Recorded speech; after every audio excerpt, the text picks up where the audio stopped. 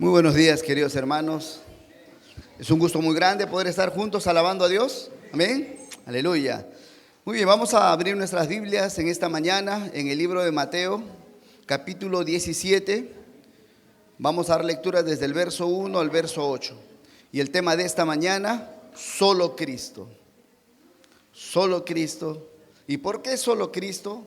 Porque solo Cristo es el camino que Dios ha establecido para nosotros y es lo que queremos explicar. El hombre que puede comprender esto y el hombre y la mujer que comprenden y reciben esto, agarrados de Cristo, confiando en Cristo, una vida de victoria. Como decía ese cántico de la antigüedad de mis tiempos, dice, de pruebas en pruebas, victoria tras victoria, aleluya. Así es, solo Cristo. Okay, vamos a leer la escritura entonces, Mateo 17. Lo tenemos aquí también adelante, Mateo 17 del 1 al 8. Dice así: 6 días después Jesús tomó a Pedro, a Jacobo y a Juan su hermano, y los llevó aparte a un monte alto, y se transfiguró delante de ellos. Y resplandeció su rostro como el sol, y sus vestidos se hicieron blancos como la luz. Y he aquí les aparecieron Moisés y Elías hablando con él. Entonces Pedro dijo a Jesús: Señor, bueno es para nosotros que estemos aquí. Si quieres, hagamos aquí 3 enramadas, una para ti, otra para Moisés y otra para Elías. Vamos a hacer una pausa un momento en la lectura que tenemos. Bájale un poquito, Isaac. En una pausa un momento en la lectura, para meditar un ratito y tratar de masticar este relato.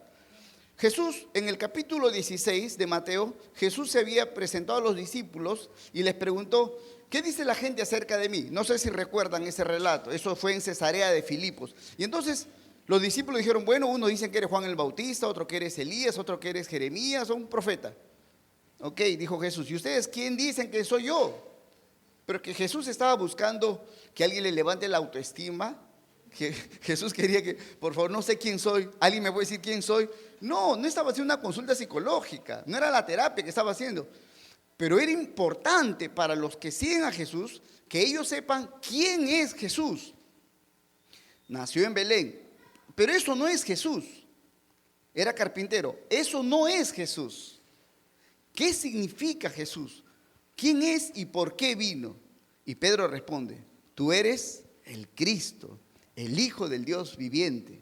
Y Jesús le dice: bienaventurado, dichoso, feliz tú, Pedro, porque esto no te lo reveló carne ni sangre, sino mi Padre que está en los cielos. Aleluya. 20, Pedro, 20. Pero recuerda, Pedro, esto no salió de tu cerebro, porque yo conozco cómo tú eras en el colegio. Esto no tiene nada que ver con tu colegio. Tú eras marzo, todos los años eras marzo. Todos los años eras recuperación. Pero ¿cómo supiste esto? Porque mi Padre te lo reveló. No es un asunto de inteligencia, es un asunto de la gracia y el regalo que Dios le da a algunas personas y lo comprenden y se acabó. No hay nada de qué gloriarse. Pedro no tiene de qué jactarse. Eso es solamente un regalo que Dios le dio. ¿Cuál es el regalo? Dios el Padre puso en mi mente una enseñanza que es que ese hombre Jesús es el Salvador. Aleluya. Entonces Jesús había tenido esta experiencia con Pedro y los discípulos en Mateo 16. Pero ahora miren, una semana después, capítulo 17 dice, 6 días después, porque en esos 6 días Pedro demostró que lo que había aprendido todavía no había bajado al corazón. Sí, o sea, en tu mente Dios te dio una revelación magnífica, maravillosa, que ese Jesús a quien tú sigues es el Salvador del mundo. Aquí, Pedro, aquí toma tiempo. Y en 6 días Jesús ¿qué hace?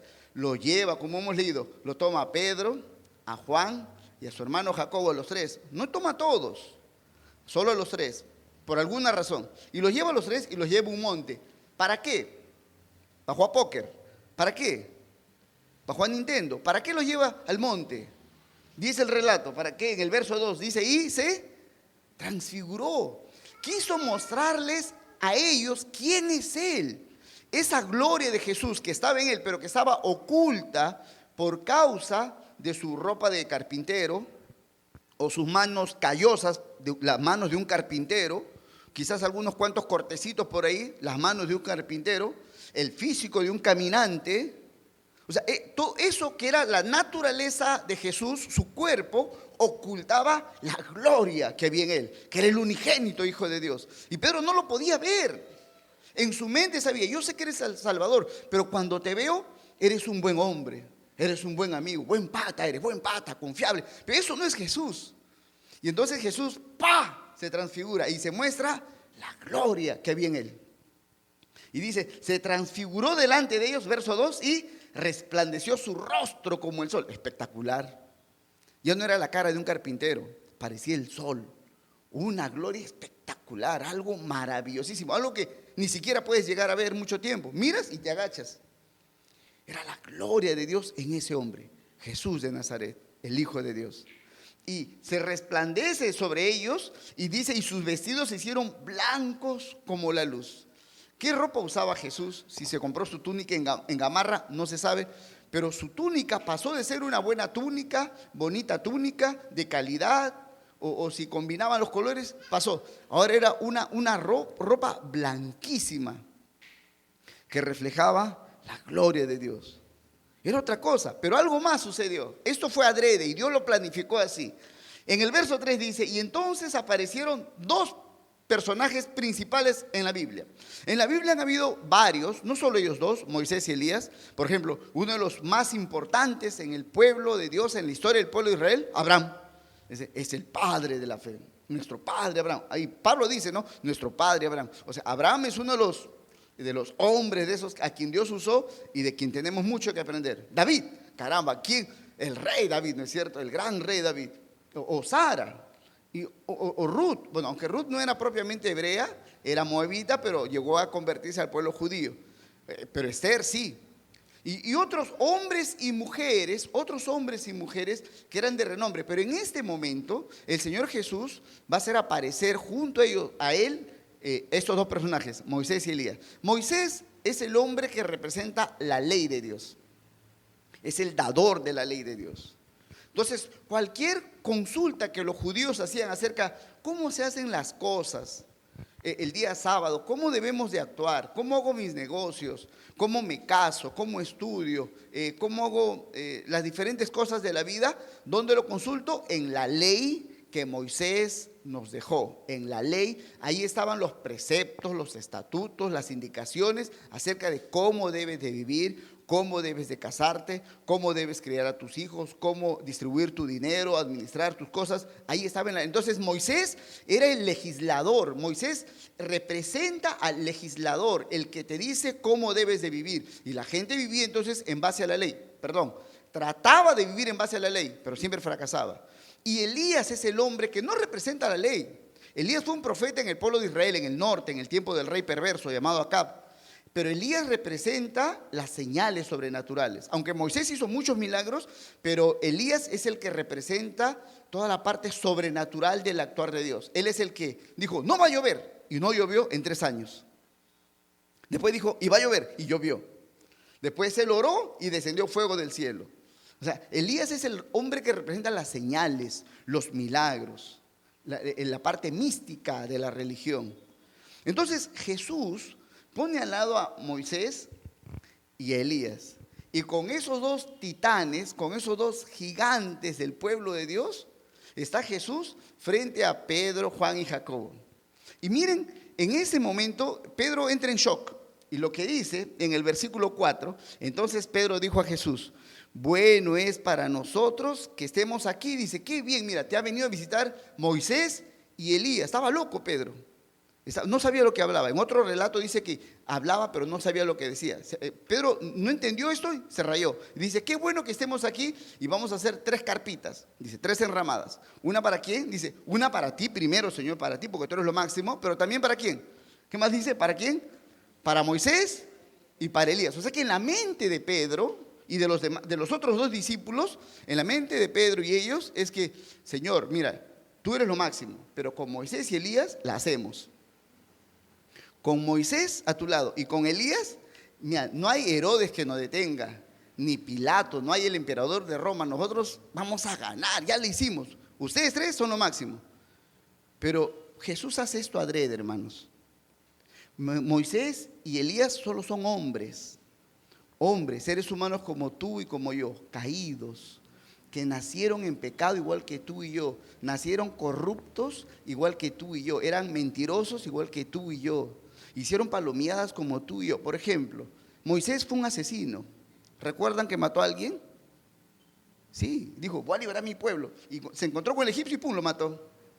Y no solo lo mató, sino también lo enterró para que nadie o sea, ocultó su pecado, similar a lo que hizo David.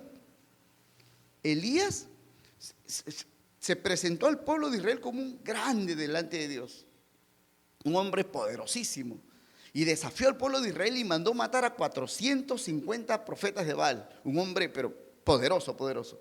A los días, la esposa del rey, que es Jezabel, esposa del rey Acab, manda a matar a Elías, lo manda a matar, le pone precio a su cabeza. ¿Y qué hace Elías? Se escapa. Una mujer lo amenaza, bueno, era la reina, una mujer lo amenaza, ¿y qué pasó? Elías, todos los músculos, sus abdominales, ¡pum!, desaparecieron.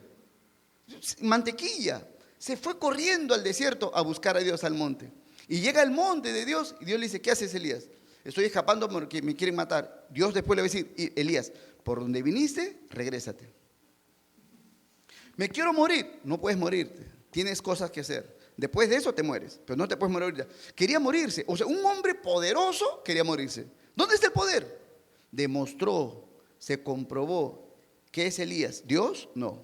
¿Qué es Elías? Un hombre como tú y como yo.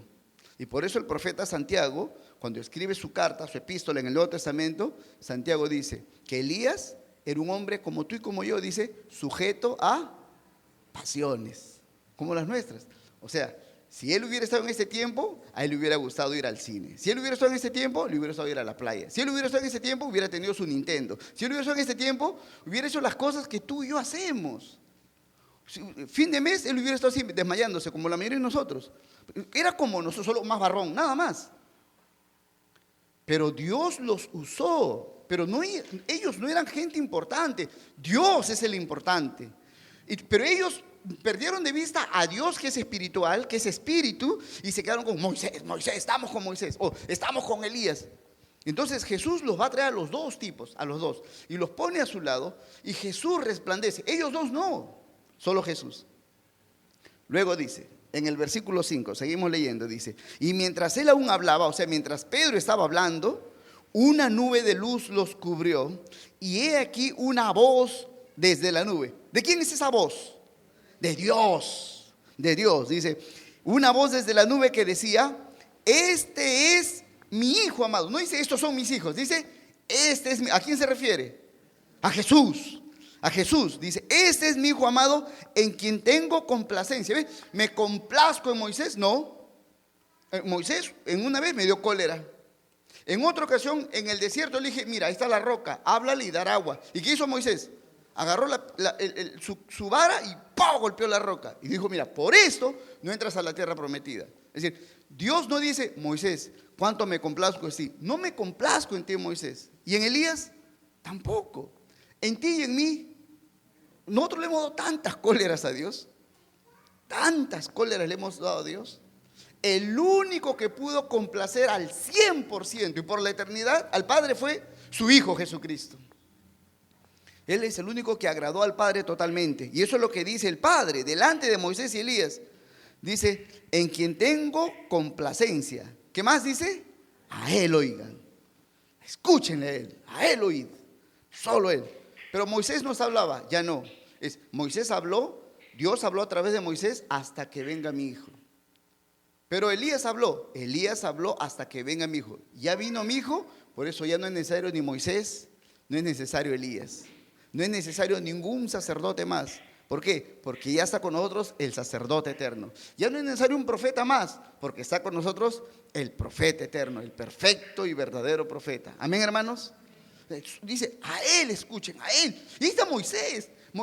Puedes imaginar, tú eres Moisés, estás al lado. Oye, Señor, un piropo, dime algo. Di algo para que quede bien delante de Pedro. No voy a decir nada. Dios no dijo nada bonito, lindo, agradable de Moisés. Nada. Ni siquiera, pero también es mi siervo. No dijo nada, no mencionó nada. Lo puso ahí y no dijo nada. ¡Qué horrible!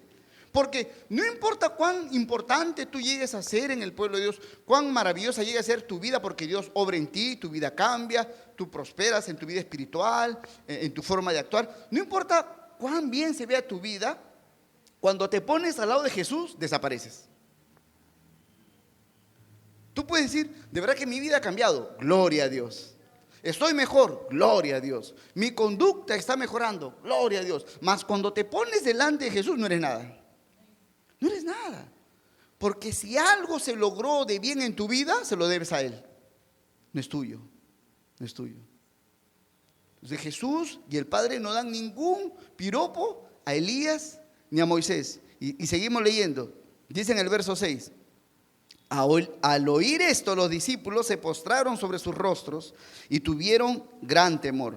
Entonces Jesús se acercó y los tocó y dijo: levántense y no teman. Y alzando ellos los ojos, a nadie vieron sino a Jesús solo. Sí, Señor, Moisés, Elías, ¿dónde están? No están pues. Ya no están. ¿Por qué no están? No es necesario. No es necesario. Solo Jesús. En el monte de la gloria, de la transfiguración, ¿quién está? Solo Jesús. ¿Y para qué los trajiste? Para que sepas que no los necesito. Todo lo que Dios hizo en tu vida es importante. Hasta el día en que tú conociste a Cristo, desde que naciste o desde que estabas en el vientre de tu madre, hasta el día en que conociste y te encontraste con Cristo, Dios usó muchas circunstancias. Es más, hasta el diablo Dios lo usó.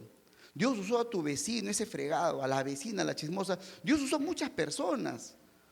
¿Para qué? Para que de una y otra manera tú seas empujado hasta casi el borde y digas: Señor, ahora sí ya te entrego mi vida.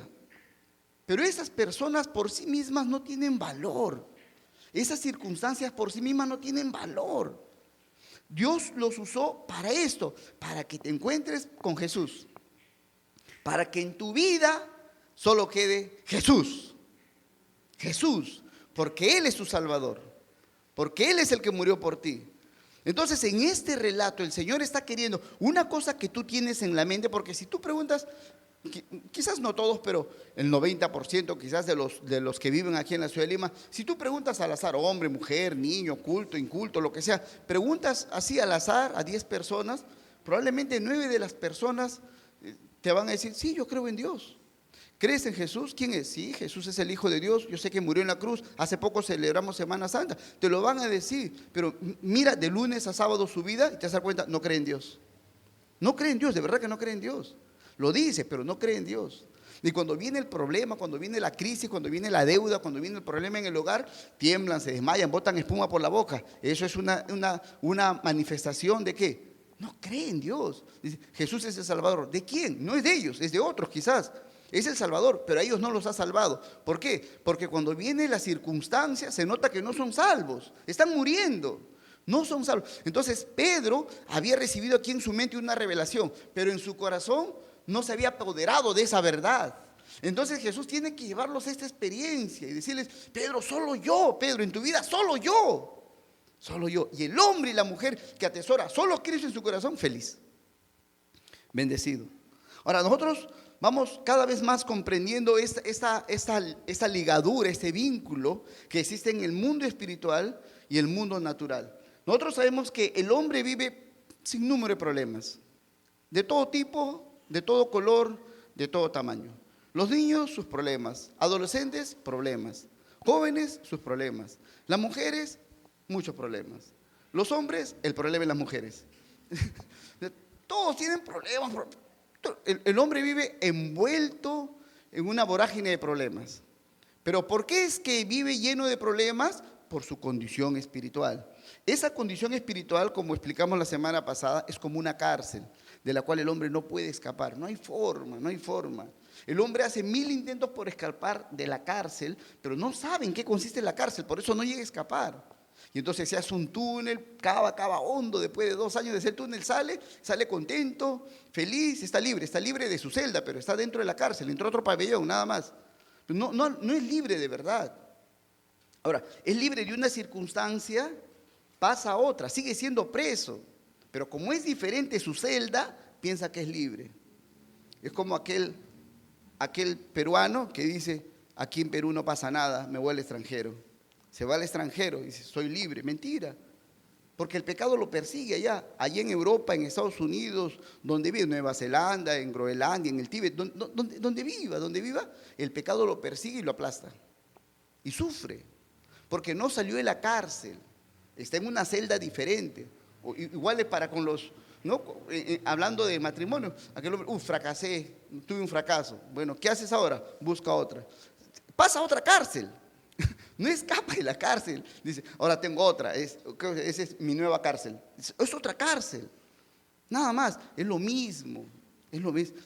Son diferentes tipos de dolores, pero es lo mismo.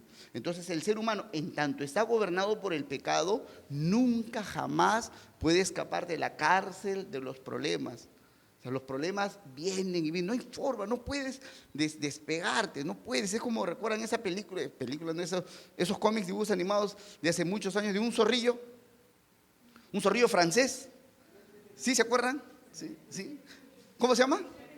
A Pepe, ya, ok. Y que perseguía a una gata, ¿no? Así, y la gata hacía por donde se iba, llegaba a un lugar y dice, estoy libre. Y de pronto, ¡pum!, aparecía el zorrillo. Y la abrazaba el zorrillo. Así es. El hombre, la mujer que está en el pecado, no puede escaparse del zorrillo. No puede, es imposible.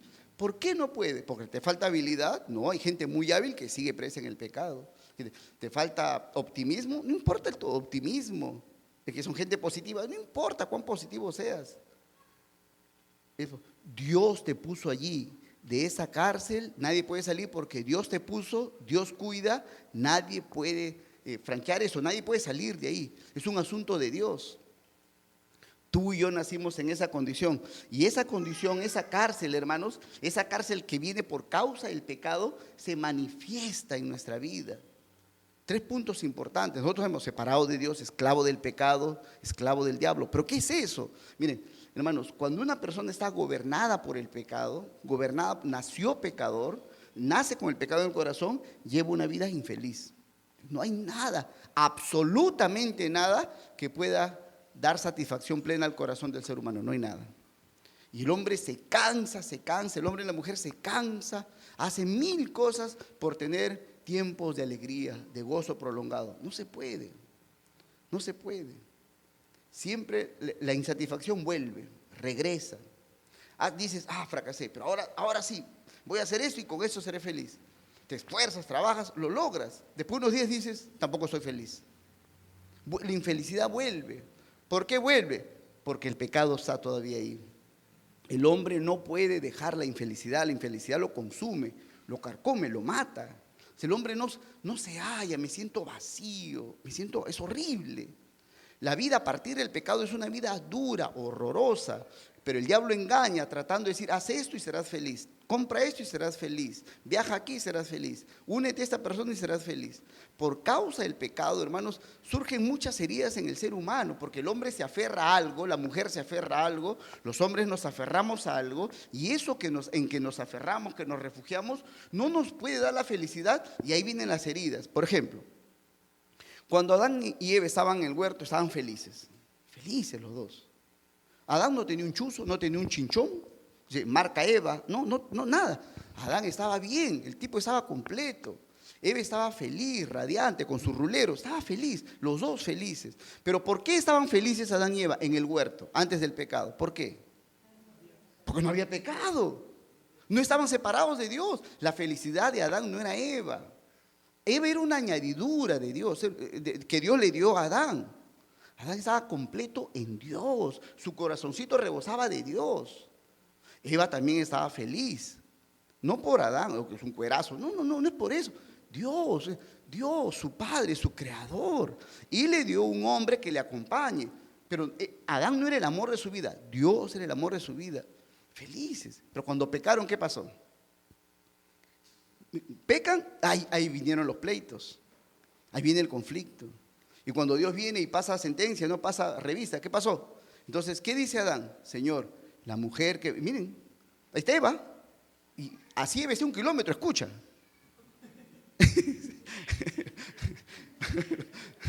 Los hombres saben, por eso para hablar tienen que ir al cerro a hablar, porque si no...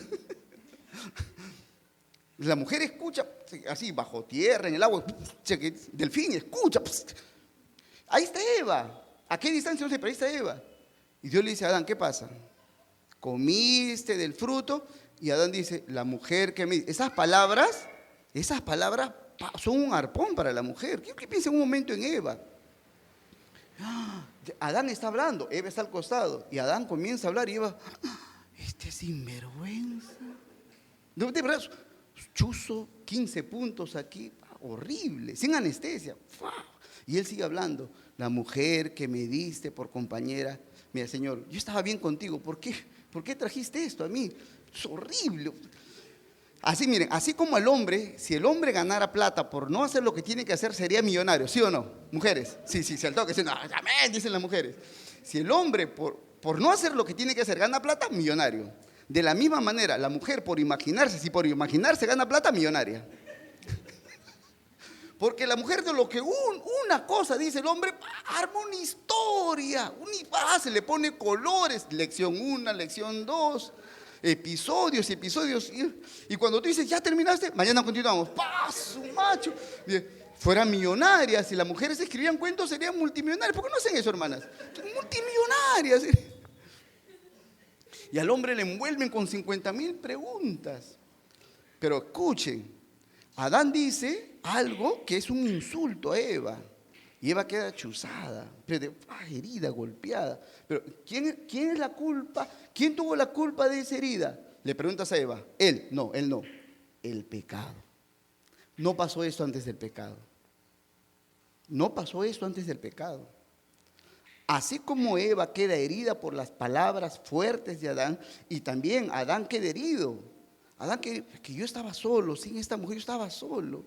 Quería compañía, tenía vacas, perros, yo tenía animales. Esta mujer, esa ya, no es porque está Eva a su lado, ya perdió de vista el ámbito espiritual. Como perdió de vista lo espiritual, no puede ver el pecado que es espiritual. ¿A quién echa la culpa? Lo que ve, lo que está cerca, Eva. ¿Y Eva a quién le echa la culpa? Lo que ve, la serpiente. Entonces cuando el hombre está en pecado, el ser humano, hombre o mujer, están en pecado, han nacido en pecado y no se han liberado de eso por el poder de Dios, entonces están llenos de heridas porque viven en un mundo en maldición. Pero esas heridas no es por quién te crió, con quién te casaste, cómo te trataron tus padres, tus hermanos, tu hermano mayor, tu hermano menor. No tiene nada que ver con eso. Eso solamente es la evidencia natural, porque eso tenía que pasar sí o sí. El dolor, las heridas, los traumas, los rencores, todo eso tiene una raíz. Si tú vas hasta abajo, dices, ya encontré la raíz, ¿cuál? El pecado. Por eso el hombre es infeliz. Un hombre que esté en pecado, no importa con quién se case, no importa en qué trabaje, si tiene plata, no tiene plata, tiene profesión o no tiene profesión, no importa a qué te dediques, la infelicidad te envuelve. Hoy o mañana se va a mostrar en su dimensión y dirás, he hecho de todo. Por eso yo digo, bienaventurados, dichosos los niños y adolescentes que a esa edad se dan cuenta de esto. Porque no fracasan mucho para darse cuenta. Pero es triste cuando uno ya llega a mi edad, ¿no? 70 años, y digo, he fracasado. A esta edad te das cuenta, paso. Qué horrible. Porque ¿ya qué te queda? ¿Cuánto te queda para vivir en victoria? Poco tiempo. Pero un niño de 8 años, de 10 años, o de 15 años, un jovencito, o de 20 años, se da cuenta, he fracasado. Basta, hasta ahí nomás. Ahora es Cristo, le quedan años, si Dios le da, le quedan años de victoria. Años de victoria.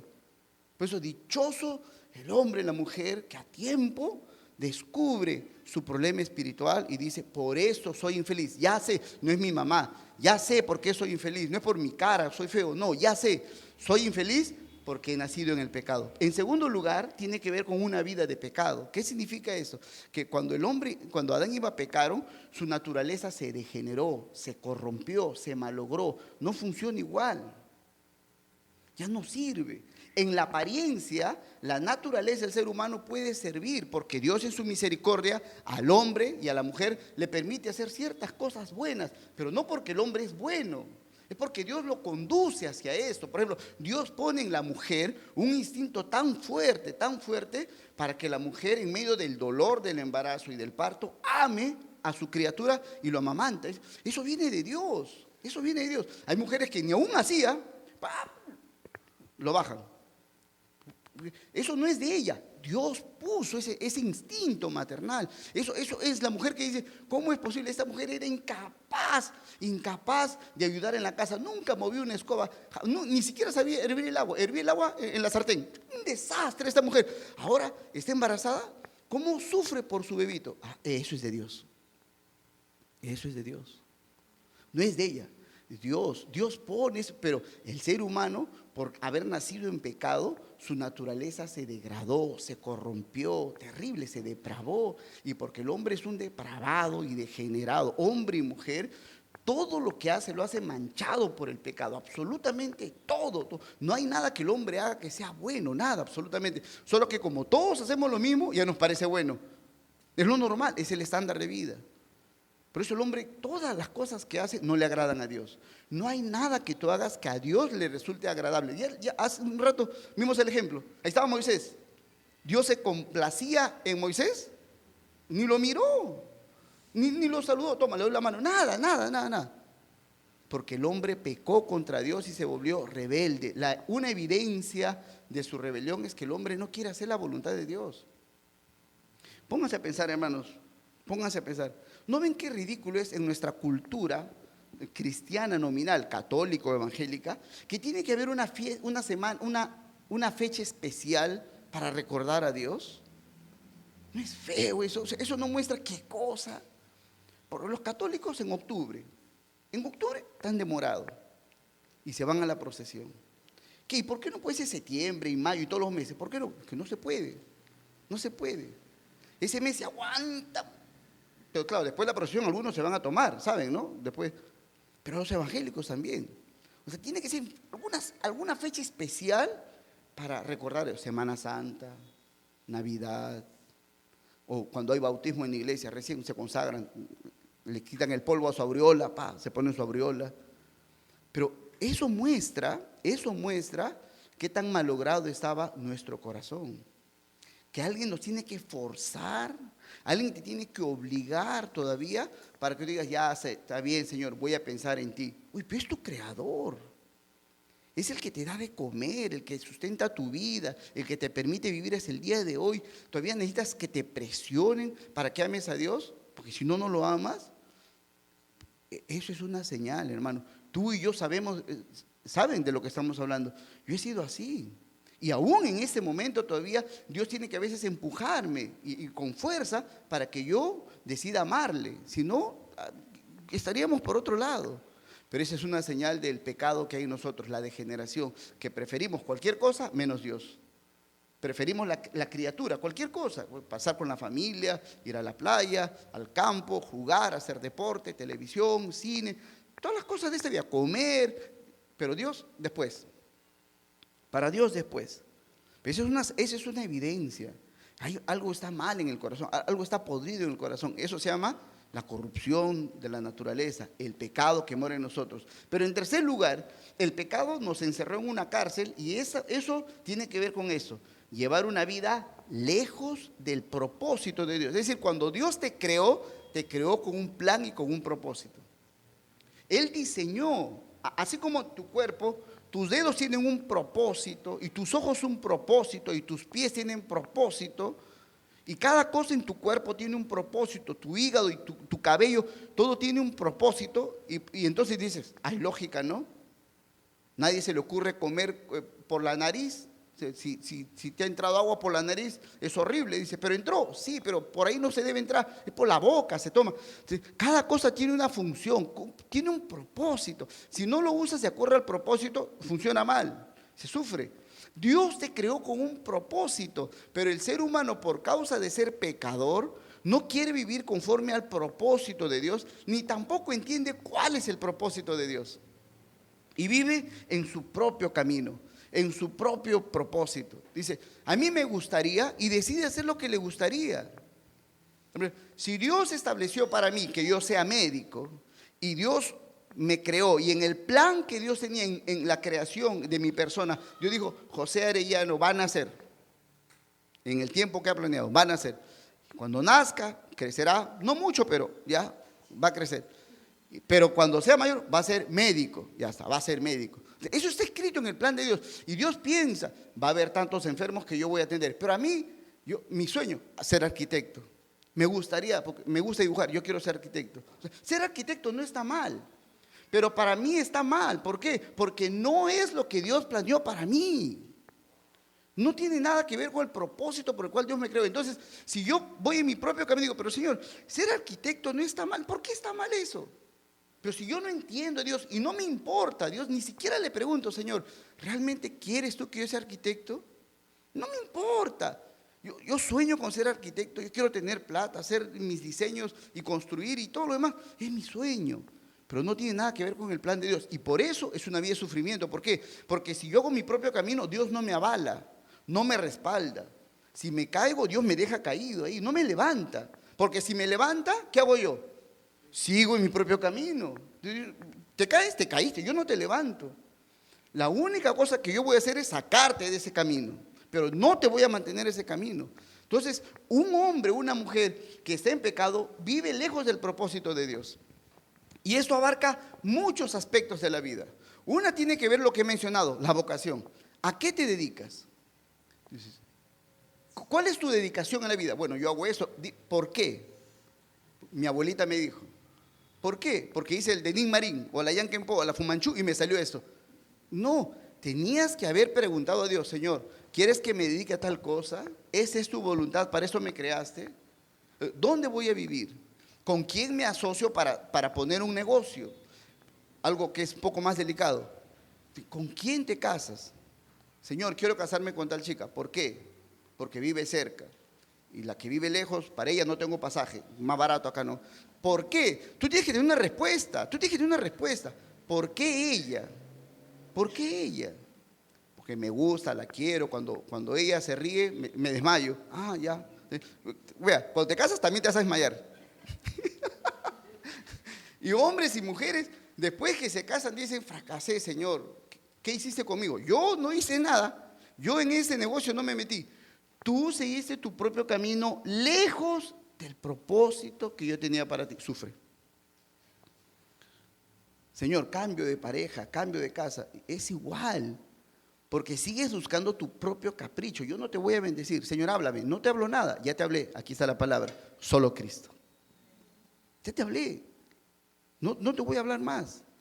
O te vas al curandero, al brujo, al hechicero que te hable, o a la línea mágica, o llamas a un profeta. Si es un profeta de Dios, te va a decir, lee la Biblia. Si es un falso profeta, te va a decir, el Señor me ha dicho, y después te va a decir, ¿con factura o con RUC? Te va a pasar factura, te va a cobrar. Un profeta de Dios te va a decir, vea las escrituras. Un verdadero profeta. Un hombre o mujer profeta de Dios te va a decir, la escritura dice así. Eso te va a decir un verdadero profeta. Pero no te va a decir nada nuevo, porque te va a decir lo que está en la escritura. Porque el hombre que está encerrado en el pecado no puede vivir en el plan de Dios. El pecado lo aleja. Por eso nosotros hemos hecho lo que nos ha dado la gana. Y porque hemos hecho lo que nos ha dado la gana, hemos sufrido terribles cosas. Hemos podido sufrir más, pero bendito sea Dios que nos ha cuidado. Aleluya. Yo he fracasado en esto, en un montón de cosas. Hay cosas en las que no fracasé porque no llegué a hacerlas. Dios me guardó, aleluya. Dios me cuidó, bendito sea su nombre. Él es bueno. Él es fiel, Él es misericordioso, pero yo sé, por cuanto yo era un pecador, yo hubiera seguido fracasando y fracasando y fracasando. Yo recuerdo cuando estaba en el colegio, creo que estaba en segundo y secundaria, en mi tiempo pues no había la tecnología de ahora, entonces quería ver una película al cine, caballero, al cine. Y entonces mis amigos se estaban poniendo de acuerdo, iban a ver a un cine esos de barrio, donde tú llevas tu ladrillo para sentarse, ¿sí?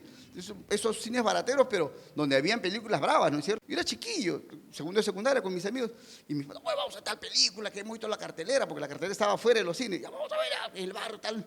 Y dije, yo sí quiero ir, pero me daba miedo. Si mi papá se da cuenta, mi papá me aplasta. Decía, no, tenía miedo, pero por dentro yo quería ir al cine, quería estar con mis amigos y ver esa porquería, ¿no? Y a las finales ellos decidieron, me dijeron, Arellano, ¿vas a ir o no? No, estás loco, no puedo. Inventé una excusa, ¿no? Porque digo, no me da miedo.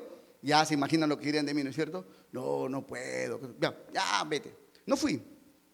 Pero por dentro me moría de ganas. Decía, ya que mis patas estarán disfrutando. Yo estaba deseando ir por donde no era la voluntad de Dios. Al día siguiente me enteré de lo que pasó. Algunas madres de familia se comunicaron por teléfono y hablando entre ellas, oye, que mi hijo me dijo que se iba a tu casa. Y la otra, oye, mi hijo me dijo que te iba a tu casa. Total, se pusieron de acuerdo, y con las mujeres son bravas, ¿no es cierto? Se pusieron de acuerdo, llamaron a la UDEX, llamaron a la DIRIN, de todo, y resolvieron el asunto.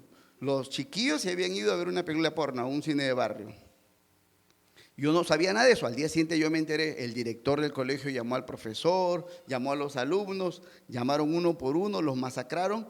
Y dije, ay, Dios mío, yo hubiera estado ahí. Y me hubieran llamado a mi papá y mi papá me hubiera mandado al cielo de frente, de frente, de frente, de frente. Yo conocí el carácter de mi papá era rígido en ese sentido y era lo correcto. Pero no fracasé ahí, hermanos, no porque no quise. El Señor me guardó, bendito sea su nombre. O sea, aún digo, Señor, aún siendo malo, aún queriendo hacer lo malo, tú me has ayudado, bendito sea el Señor. ¿Cómo no amarle, hermanos? ¿Cómo no amarle? ¿Cómo no amarle? Pero eso es parte de lo que experimenta el ser humano. Y como el ser humano no puede salir de esto, Dios envió a Jesucristo.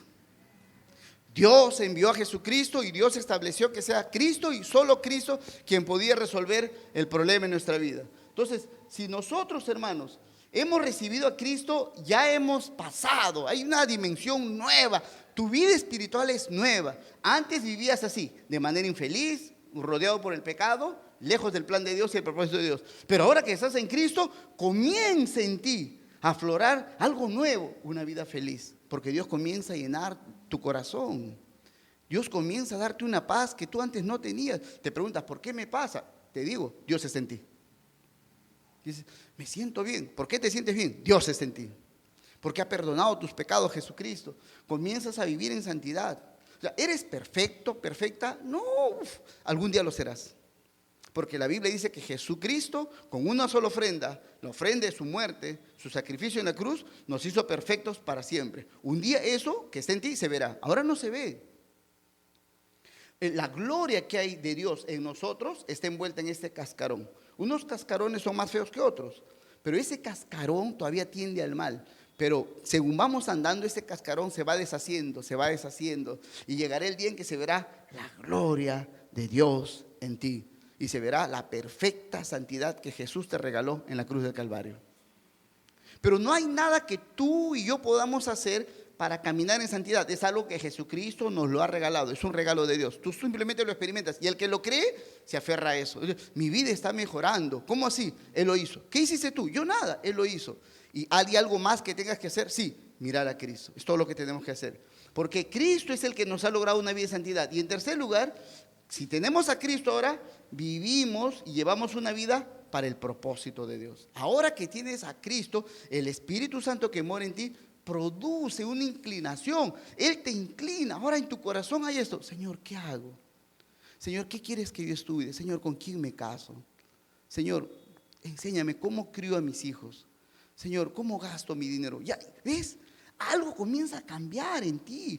Porque el Espíritu te hace entender, mira, has fracasado, tu vida es un fracaso porque viviste sin Dios, mas ahora que Dios es tu Padre y Dios te guarda y te cuida y te debes a Él, entonces tu mente se renueva y comienzas a pensar de esta manera. No, antes de decidir qué voy a hacer, voy a orar. Antes de decidir qué voy a hacer, voy a leer la palabra de Dios. Si no tengo total lucidez y entendimiento de lo que debo hacer, consulto con mis hermanos de la iglesia. No me voy a la cantina, voy a pedir consejo a una amiga, me voy a la apoyada. ¿Qué va a salir de ahí? Absolutamente. Ahora busco a los hermanos de la iglesia que están caminando, que me llevan unos metros de ventaja. Ellos ya caminaron lo que yo tengo que caminar. Me pueden dar una mano, me pueden aconsejar. Aleluya.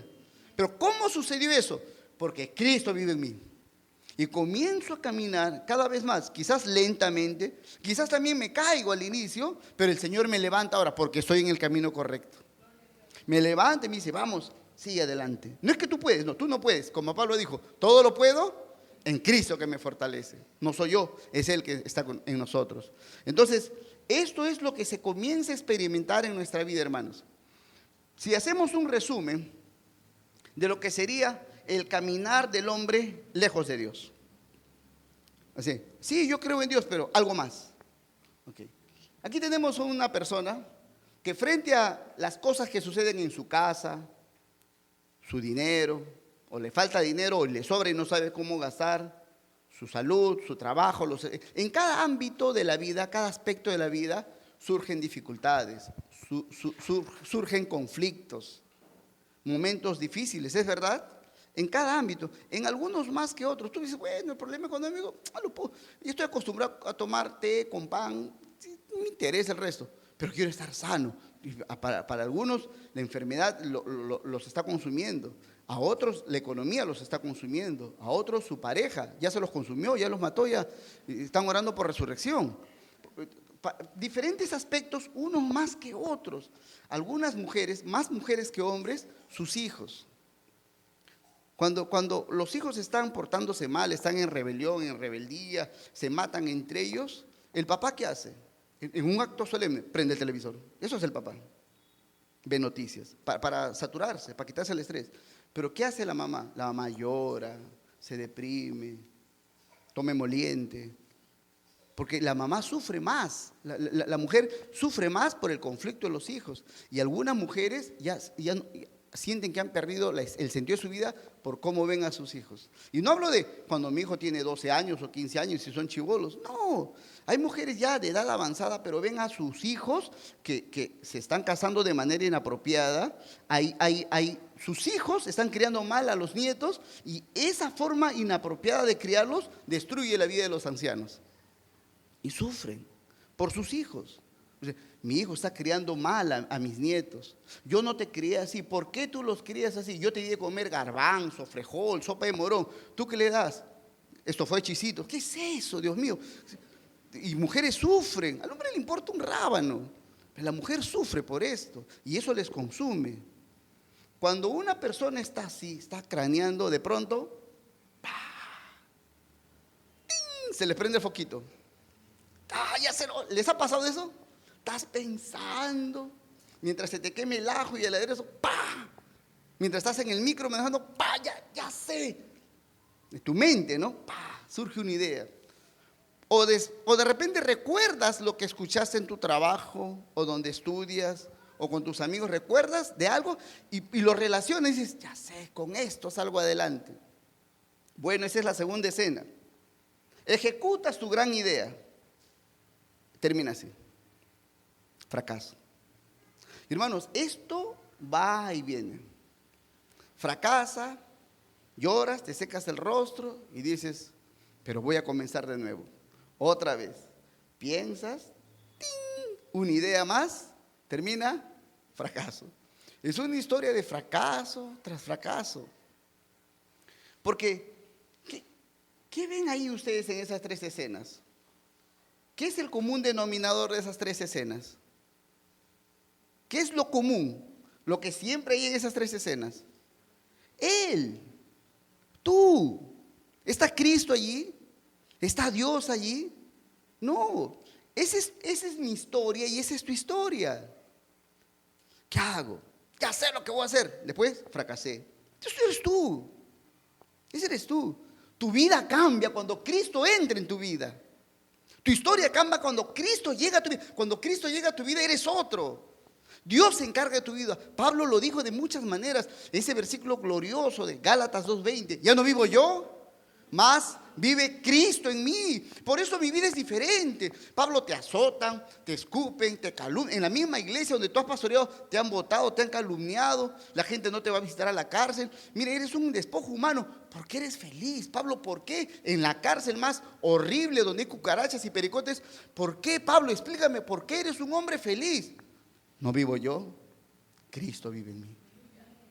Cristo vive en mí. Pablo dice, cuando yo estuve en mi primera defensa en la cárcel y me iban a juzgar, en mi primera defensa dice, todos me dejaron, dice, pero no estuve solo, sino el Señor estuvo a mi lado. ¿Qué más quiero? El que nunca te traiciona está contigo. Por eso esta historia en mucha gente se repite, hermanos. Van a estudiar, se casan, se vuelven a casar, viajan, hacen un negocio, otro negocio. No hay diferencia alguna porque siempre son ellos. No es Dios, no es Cristo. te cambias de ropa, cambias de circunstancias, la esencia es la misma, eres tú. Si estás en pecado, ese es tu fin, fracaso. Ahora, la escritura nos dice, hermanos, Juan capítulo 4, verso 10, dice así: respondió Jesús y le dijo, si conocieras el don de Dios, y quién es el que te dice dame de beber, tú le pedirías y él te daría agua viva. Jesús se encontró con una mujer de Samaria, la mujer samaritana, una mujer que había tenido 5 maridos y actualmente vivía con uno, pero estaba conviviendo, no era formalmente su esposo. Una mujer sufrida, claro, había hecho cosas malas y por haber hecho cosas malas era una mujer sufrida. Y el ciclo se repite ahí, se repite. 5 maridos. ¿Cuándo aprendes la lección? En el 7º. Nunca. Llega el 7º, el 8º. Sigue viviendo así. Jesús se encuentra con él y dice, mujer, dame de beber. Están en un pozo a las afueras de la ciudad, dame de beber. Mediodía, un calor terrible, Medio Oriente, dame de beber. Y la mujer lo ve a Jesús, no sabe quién es. Es un judío, es un judío. Y samaritanos con los judíos no se llevan bien. Y le dice, ¿por qué tú siendo judío me pides a mí que soy samaritana agua? Tú sabes que los judíos y samaritanos no nos pasamos. Pero lo ve como judío y como un hombre. Y Jesús le dice, escúchame mujer, lo que es aquí dice, si conocieras, y escucha la voz de Dios hoy día, si conocieras. Jesús te dice a ti ahora, si conocieras el don de Dios, el regalo de Dios, si supieras el regalo de Dios. ¿Y qué más? Dice, ¿y quién es el que te dice dame de beber? Si tú supieras quién soy yo, te aventarías a mí y me dirías, por favor, dame tú de beber. Y yo te daría, no agua de este pozo, no te daría agua de este pozo, te daría agua viva, una vida plena, fresca, riquísima, agradable, saludable, una vida en victoria. Nunca más tendrías que ir tocando puertas, hombre tras hombre. ¿Alguien me puede hacer feliz? ¿Alguien me puede acompañar? Me siento sola. Nunca más, nunca, nunca. Si conocieras a Jesucristo, ahí tu corazón se aquieta totalmente. Para mujeres, para hombres, para niños, para jóvenes que todavía están deambulando, ¿dónde busco? ¿Dónde encuentro? ¿Quién me puede llenar el corazón? Jesucristo.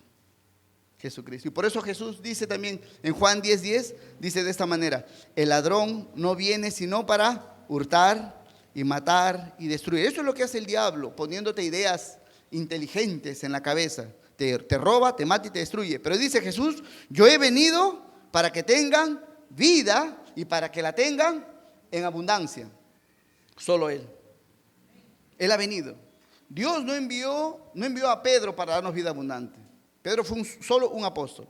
Ni siquiera Pablo fue un apóstol. Ni el apóstol Juan. Solo son hombres.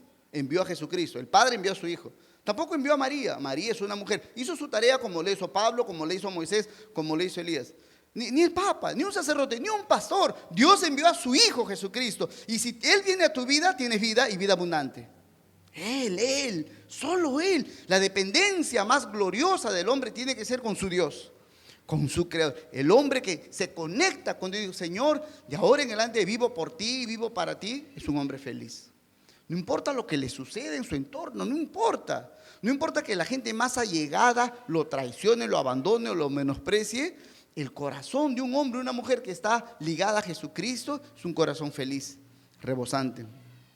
Entonces, esto es lo que el Señor nos enseñó, hermanos, en cuanto a nosotros hemos recibido la vida y vida abundante que viene de parte de Jesús. En este relato de Juan 15, 4 y 5, cuando hace una metáfora, de una parábola de la vid, Jesús dice así en estos 2 versículos, el verso 4 y 5, dice Jesús a sus discípulos, permanezcan en mí y yo en ustedes.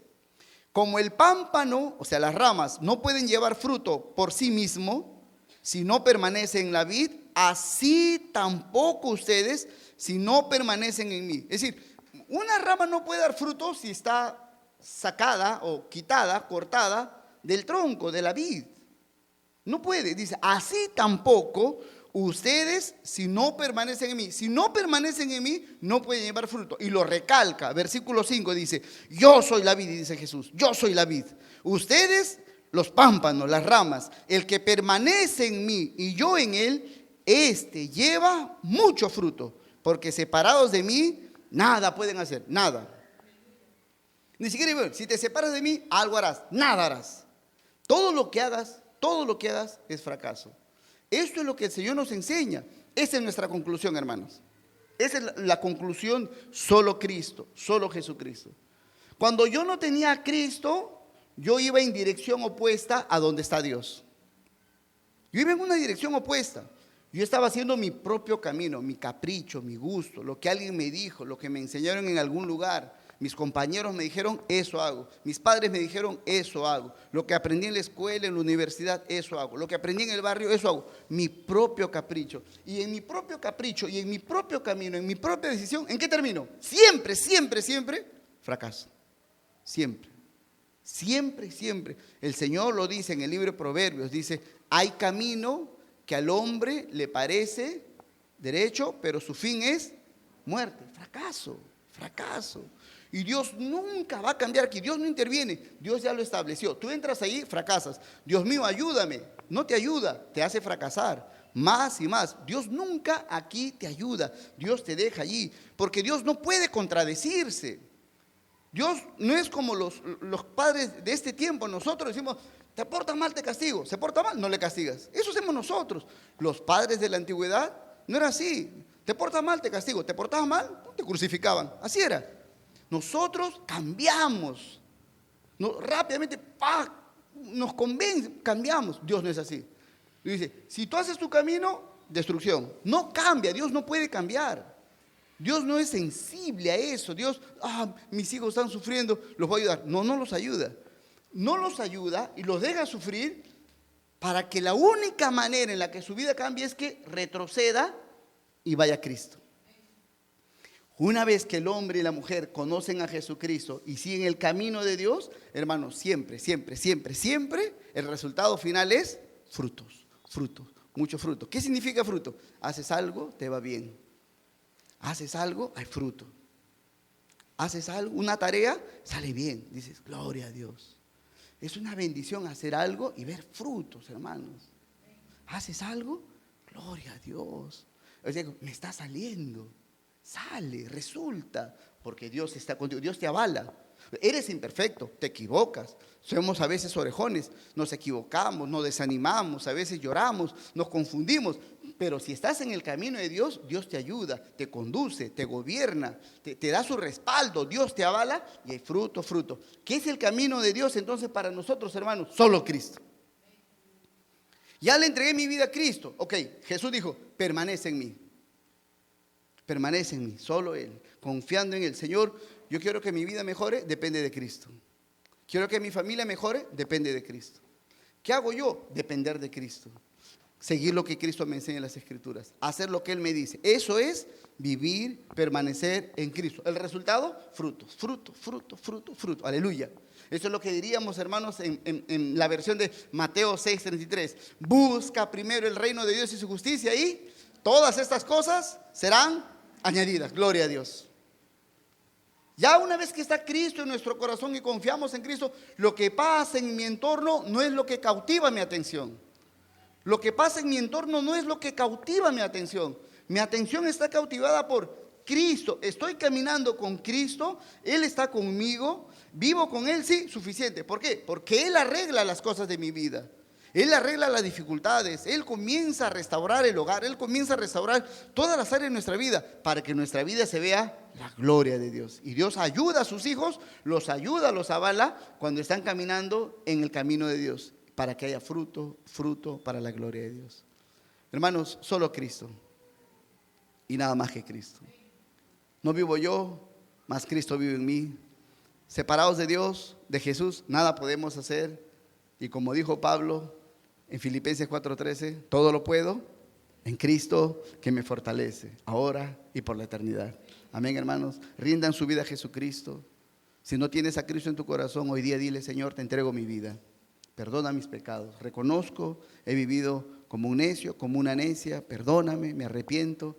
Te entrego mi vida. Creo que tú y solo tú puedes cambiar mi vida. Te entrego todo mi ser. Haz conmigo lo que quieras. Solo quiero de ahora en adelante agradarte y hacer tu voluntad. Amén. Oramos, vamos a orar. Señor, en este día te damos gracias, Padre Santo, porque has venido a nuestra vida a través de tu palabra. Hemos oído tu voz, Señor. Hemos leído las Escrituras y tú has despertado en nosotros la fe, Señor. de que tú existes y eres real y que tú tienes un plan para nosotros. Y en esta mañana, Señor, te pedimos que tú conduzcas nuestra vida en tus caminos. Queremos caminar contigo, queremos hacer tu santa voluntad, queremos disfrutar de la comunión contigo, Señor. Llena nuestro corazón, Señor, de tu presencia. Ahora que has perdonado todos nuestros pecados por la muerte de tu Hijo Jesucristo, Señor, queremos vivir para ti. Ya no volver al pasado, Señor. Ya no volver a los vicios ni a las cosas turbias, feas, sucias de mi vida. Queremos ahora vivir para ti, Señor. Pero no tenemos la fuerza para esto. Ni siquiera sabemos cómo hacerlo. Pero te damos nuestra vida, confiando en que tú lo harás. Que solo tú lo harás con tu poder, Señor. Gracias te damos, Padre. Bendito sea tu nombre. Oramos en el nombre de Jesucristo. Amén. Amén.